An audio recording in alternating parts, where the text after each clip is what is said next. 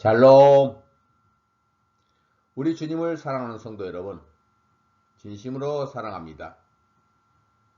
이 말씀은 온 땅에서 다시 오실 신랑 예수님을 간절하게 기다리는 신부된 성도들에게 성령님이 교회를 통해서 주시는 말씀입니다. 오늘은 요한계시록 강의 11번째로 사랑하는 자들아 세상과 타협하지 말라, 버가모 교회 주시는 주님의 메시지를 전달하도록 하겠습니다. 다시 오실 신랑 예수님은 자기 자신과 곧 결혼해야 될 신부들이 세상을 사랑하고 타협하면은 세상 불신자들보다 더 진노하시고 더 미워하십니다. 주님은 세상을 사랑하고 세상과 타협하는 신부들을 음녀라고 부릅니다. 그래서 세상을 심판하러 오실 때에 세상보다 음녀의 집단과 음녀들을 먼저 심판하는 것입니다. 오늘 우리가 버가모 교회 주시는 이 말씀을 잘 들어야 이 음녀의 모든 정체를 알 수가 있고 음녀를 피할 수가 있을 것입니다. 1830년대 어느 날 독일의 트리에 사는 유대인 납비 한 가정이 유대인 회당에 가지 않고 독일 루터교회에 출석을 했습니다.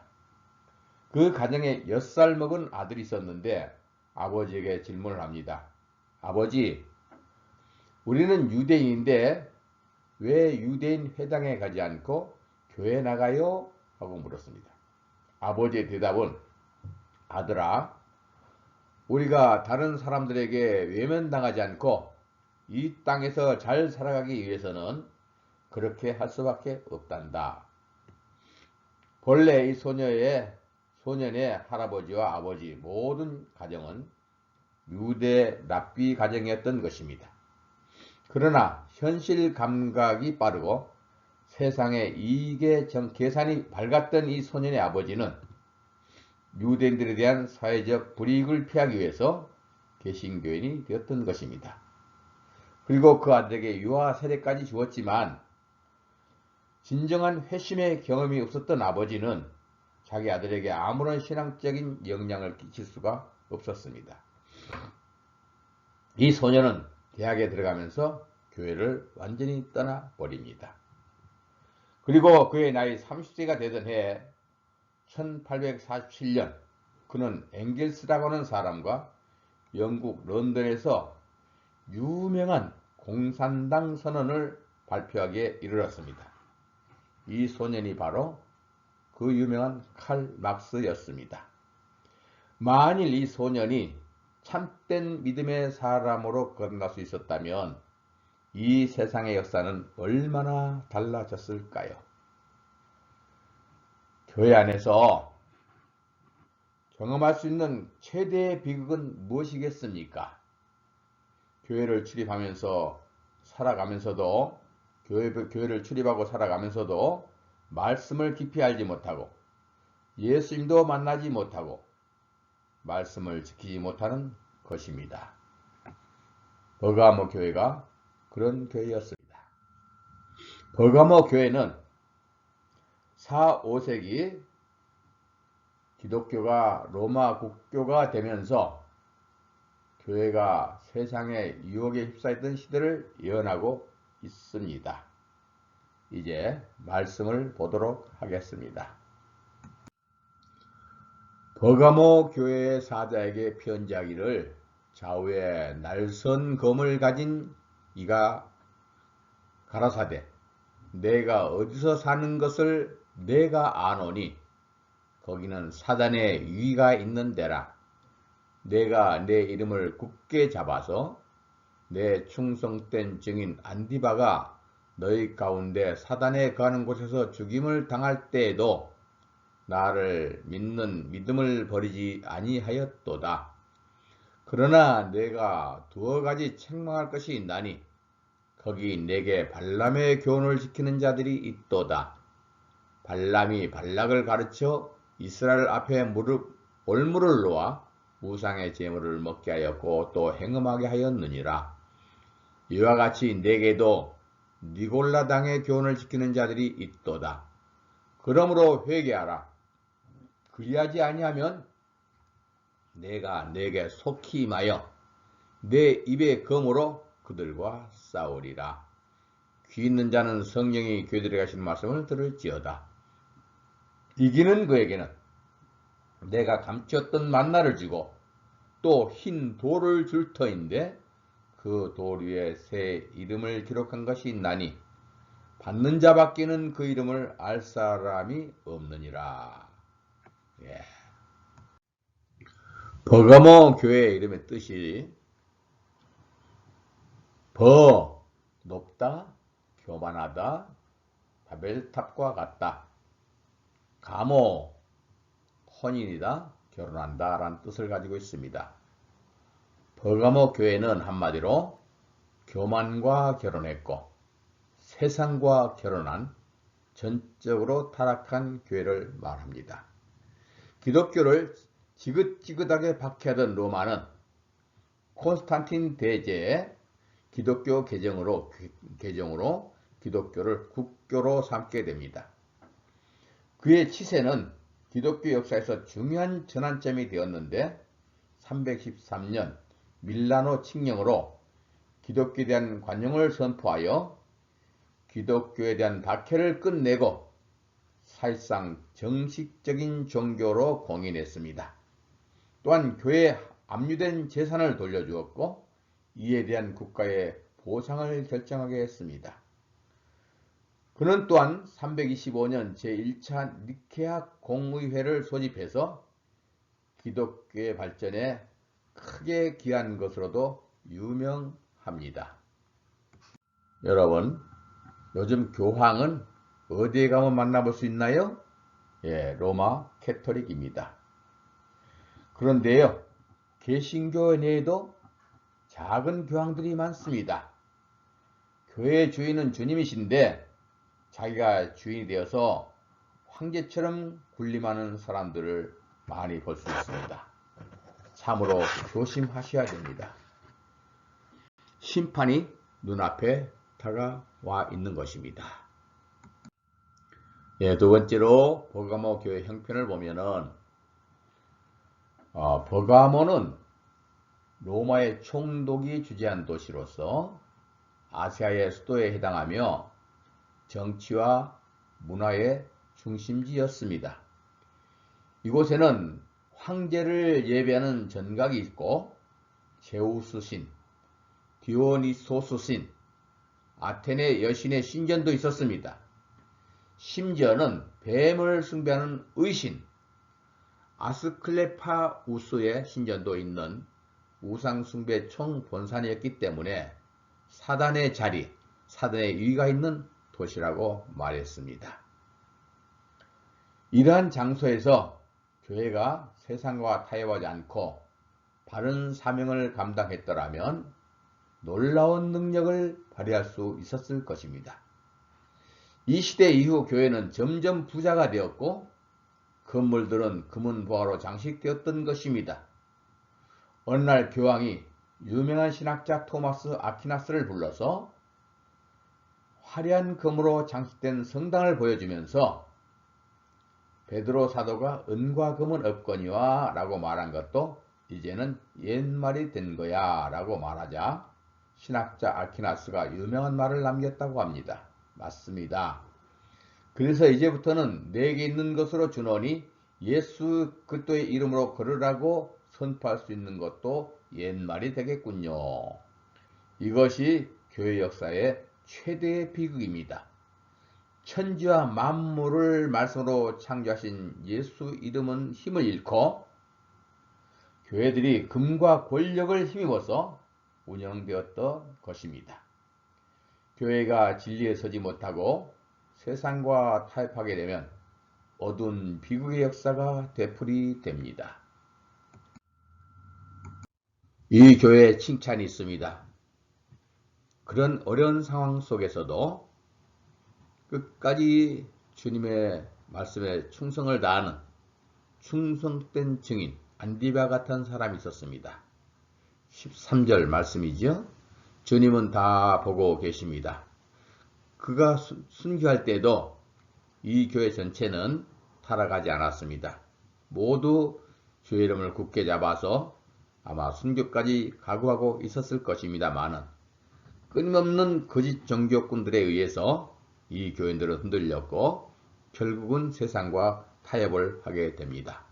그래서 또한 주님의 이 교회의 책망이 14절로 16절에 소개되어 있습니다. 그러나 내게 두 가지 책망할 것이 있나니 거기 내게 발람의 교훈을 지키는 자들이 있도다. 이 발람의 교훈이란 종교적인 혼음을 뜻합니다. 계시록 2장 6절 해석할 때 말씀을 드렸습니다. 종교적인 혼음, 우리 주님이 가장 싫어합니다. 이렇게 안디바가 순교할 때까지만 해도 참으로 순교를 지키면서 끝까지 주님을 사랑했던 이 교인들이 어떻게 이렇게 되었을까 추측을 해보건대 안디바의 순교를 보고 공포에 질린 믿음이 약한 교인들이 황제 숭배와 또한 로마의 우상들을 섬기면서 타협된 신앙으로 흘러가고 있는 것을 볼 수가 있습니다. 이 틈을 타서 발람의 교훈과 니골라당의 교리가 스며들어오게 되었을 것을 우리가 예측해 볼 수 있습니다. 적당히 혼합된 신앙생활, 이것은 우리 주님이 가장 미워하십니다. 회개하지 않으면 주님이 속히 임해서 주의 입에 검으로 싸우시겠다고 하셨습니다. 교회가 혼탁해지고 교회가 오염되면 주님은 가만히 있을 수가 없습니다. 입에 검으로 수술을 하지 아니할 수가 없습니다. 수술을 한다는 것은 잘라내 버린다는 말씀입니다. 이제 이 버가모 교회의 약속을 한번 보겠습니다. 17절 귀 있는 자는 성령이 교회들에게 하신 말씀을 들을지어다. 이기는 그에게는 내가 감췄던 만나를 주고 또 흰 돌을 줄 터인데 그 돌 위에 새 이름을 기록한 것이 있나니 받는 자밖에는 그 이름을 알 사람이 없느니라 그랬습니다. 감췄던 만나를 준다. 구약의 만나는 하늘에서 내리는 이슬 같은 양식이었습니다. 출애굽기 16장 11절로 15절 소개됐지요. 육적인 이스라엘 백성들은 이 만나를 먹고도 광야에서 다 멸망당했습니다. 신약시대 이 시대의 만나는 예수님 자신의 몸이었습니다. 요한복음 6장 30절로 35절에 내 살과 피라고 그랬습니다. 인간을 위해서 십자가의 피를 흘리신 예수님의 살과 피가 곧 생명의 떡이요 만나였습니다. 예수님의 이 말씀을 듣고 당시 식인 교리로 오해하고 많은 사람들이 물러가 버렸던 것입니다. 여러분, 만나란 생명의 양식이므로 예수님의 보혈과 살을 의미하고 있는 것입니다. 그러면 감췄던 만나는 무엇일까요? 이 시대에 주시는 주님의 자신의 몸과 보혈을 주신 것 외에 또 다른 만나가 있을 수 있을까요?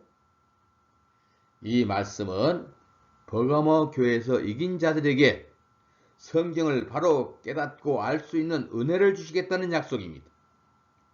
성경은 비유와 상징으로 써져 있기 때문에 깨닫기가 힘든 성문서입니다.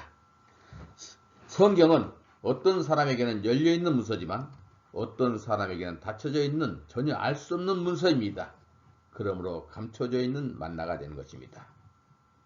성경에는 기록되어 있으나 아직도 천국 열쇠를 받지 못하고 있는 것은 암시하고 있는 것입니다.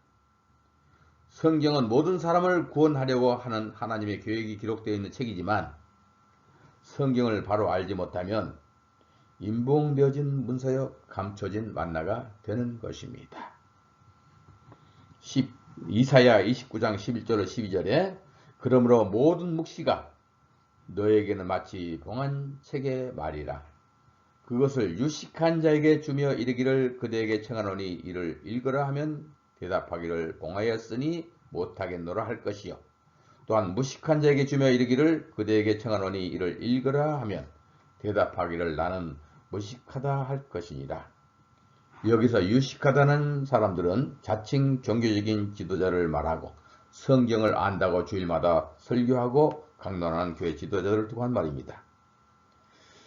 또한 무식한 자란 아무것도 알지 못하면서 맹종하는 교인들을 말합니다. 이들은 성경을 알려고도 하지 않으면서 무조건 믿는다는 것입니다. 그러면 흰돌을 주신다. 흰돌은 무엇을 말할까요? 예수님을 상징합니다. 예수님은 모퉁이 돌이시고 머릿돌이시고 거치는 돌이시고 산돌이시고 움직이는 반석입니다. 마지막에 뜨인 돌이 되셔서 하늘로서 세상에 임하여 세상의 모든 문화를, 세상의 모든 정치, 경제, 종교 이런 것들을 다 무너뜨려버리고 맙니다. 예, 마지막으로 흰돌에 새겨진 새 이름이 소개되고 있는데요. 예수님의 이름이 성경에 보면 13가지나 소개되어 있죠. 우리가 잘 아는 예수, 임마누엘, 그리스도, 기묘자, 모사, 전능하신 하나님, 영존하신 아버지, 평강의 왕, 충신, 진실, 하나님의 말씀, 만왕의 왕, 만주의 주. 이렇게 13가지나 소개되어 있음에도 불구하고 예수님의 본명은 아직 밝혀지지 않고 있다는 것입니다. 계시록 19장 12절에 보면은 그 눈이 불꽃 같고 그 머리에 많은 면류관이 있고 또 이름 쓴 것이 하나가 있으니 자기밖에 아는 자가 없고 그랬습니다. 여러분, 사실상 창조주 하나님에게는 무슨 이름이 필요할까요? 자기밖에 모르는 예수의 이름은 이름 없는 이름, 즉 말씀을 뜻하고 있습니다. 이 말씀이라는 이름은 무에서 유를 창조해내는 이름입니다.